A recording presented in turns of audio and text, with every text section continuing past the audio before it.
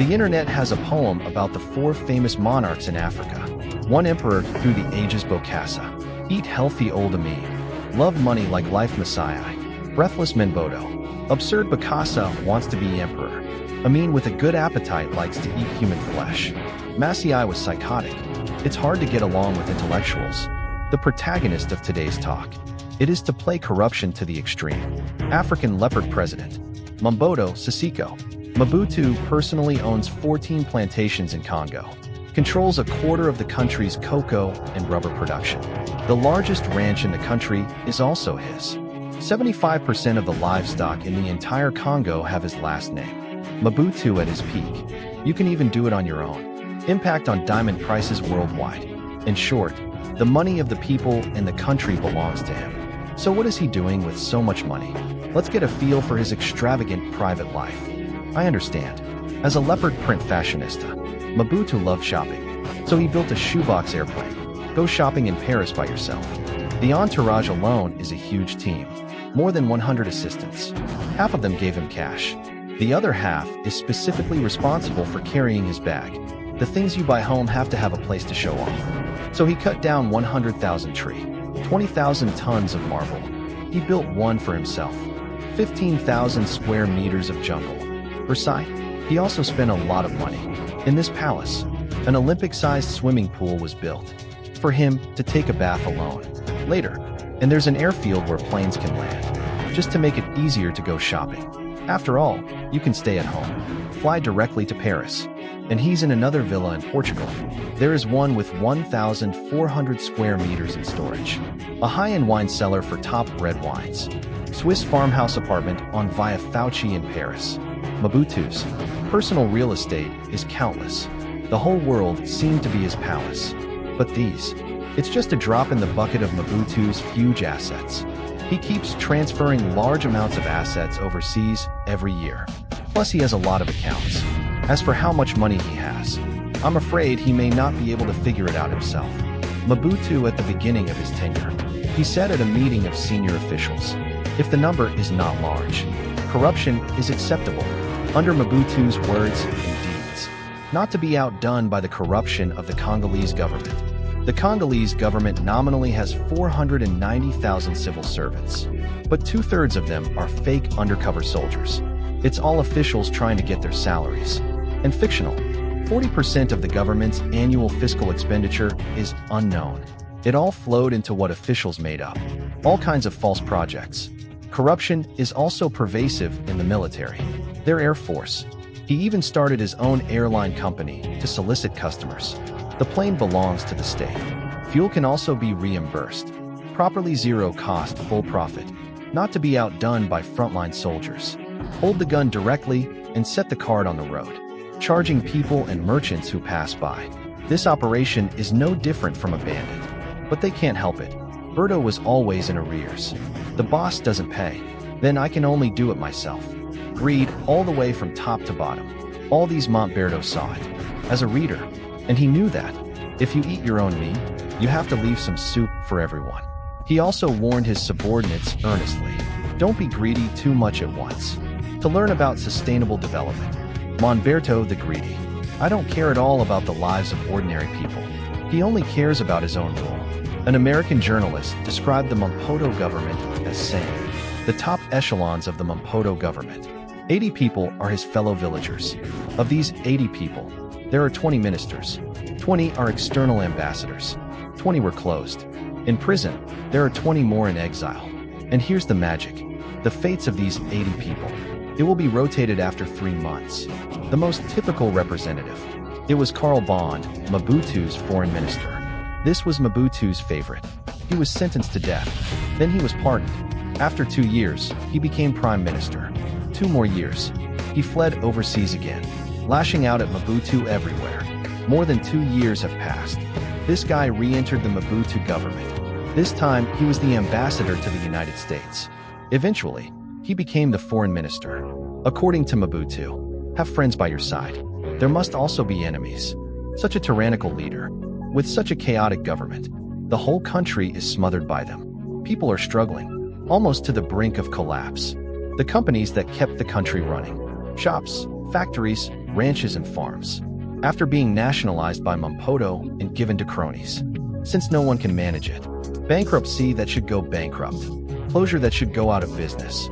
There are many companies that are related to people's livelihood and infrastructure, and with the closure of these key enterprises, the entire country's water, electricity, healthcare system was completely paralyzed. It feels like returning to the primitive society. The basic survival of ordinary people is facing serious threats. By 1994, the inflation rate in this country has reached 9,800%. Soaring prices, food shortage. Half of the country's population is undernourished. In such a difficult situation, resistance groups came into being. In 1996, President Kagame of Rwanda, and with the support of Ugandan President Museveni, an uprising broke out in the Democratic Republic of the Congo. The leader of one is called Kabila. He leads an armed force, hiding in the jungle and studying guerrilla warfare for 40 years. Have been engaged in the struggle against Mobutu's dictatorship. Kabila has been fighting for her cause for nearly 40 years. You could say nothing, until he rebelled. Still an unknown villain. But only 7 months later, he led the rebels, completely overthrew the Mobutu regime, fulfilling a 40-year long-cherished wish. He became an all-powerful hero himself. 40 years long road with no one. 7 months to fame. It's not because of how good he is. It's the government army in Mobutu that sucks. Due to perennial arrears in military pay, soldiers simply don't want to fight. They had no military training for years. Discipline is lax. Poor equipment. Usually only robbing, extorting, and raping women in the city. Heard news that the rebels were going to attack. The soldiers first took their city, looting, then run away. Some soldiers fled the front line. Some abandoned the army for the people. There are some officers and soldiers who are dissatisfied with the Mobutu regime. He turned his gun and joined the rebels. So Kabila's army barely fired a shot. They took town after town. In addition, the people of the Democratic Republic of the Congo have long held grievances against Mobutu. When the rebels invaded, the local people welcomed him. Hundreds of thousands of teenagers are hanging on, required to sign up for the military. The rebels were only around 3,000 at the time of the attack, and in a matter of a few months, it grew very rapidly to 10,000 or 200,000. Some people even take the initiative, provide them with intelligence on Mobutu's army. Finally didn't play a few rounds. The government army is a complete version. Mobutu's rule was overthrown. European countries refused him entry. May 15, 1997. Mobutu sees the tide is over. Escaped from the Democratic Republic of the Congo by plane. He died 4 months later in Morocco. Because the Mobutu government fell too quickly, Congo hasn't designed its currency yet. Just make do with it. Use the old currency that originally had Monto's head on it. But the Congolese people really hated Mobutu. So I spontaneously put, his head was plucked off. You can see how much the Congolese people hate him. After Mobutu left, a calm has returned to the Democratic Republic of the Congo. But the nightmare for the common people has just begun. Dragon Slayer Middle Age. Kabila in an uprising by a dragon. Still a tyrant. After Kabila came to power, they are unwilling to share the fruits of their victory with others. That's him. Immediately put the muzzle. Targeted 2 allied countries that supported his coup, Rwanda and Uganda. July 27, 1998. Kabila issues orders. Require all Rwandan and Ugandan military personnel must leave the country immediately. The accumulated contradictions broke out. This triggered the Second Congo War. This is the modern history of Africa, the largest war.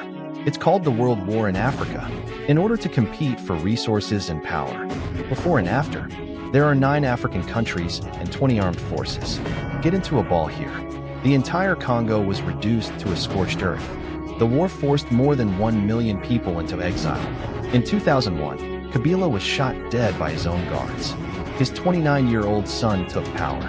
Finally, until 2003, the war gradually subsided. Despite the 2003 ceasefire, this marks the official end of the war. But the whole country is still in conflict. There are still intense armed conflicts in the eastern region. By 2004, it is estimated that every day, at least 1,000 people die in military conflicts. Inadequate social security or food shortages. As of April 2007, the war in the Democratic Republic of the Congo, and the ongoing conflict that followed it. The total number of deaths is as high as 5.40 million. To this day, Democratic Republic of the Congo, still one of the most backward countries in the world.